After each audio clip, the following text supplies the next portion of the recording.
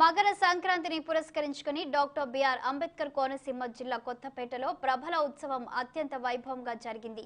స్థానిక ప్రభుత్వ జూనియర్ కళాశాల మైదానంలో ఏర్పాటు చేసిన ఈ ప్రభల తీర్థాన్ని తిలకించేందుకు ఉభయ గోదావరి జిల్లాలతో పాటు ఆంధ్రప్రదేశ్, తెలంగాణ రాష్ట్రాల్లోని వివిధ ప్రాంతాల నుంచి పెద్ద ఎత్తున తరలివచ్చారు. దీంతో కొత్తపేట వీధులన్నీ కిక్కిరిసిపోయాయి.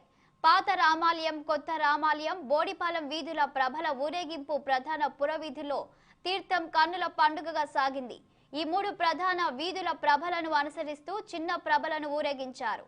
మేళతాళాలు, డప్పు వాయిద్యాలు, సాంస్కృతిక కార్యక్రమాలు, బాణసంచా కాల్పుల నడుమ ఊరేగింపు ముందుకు సాగింది.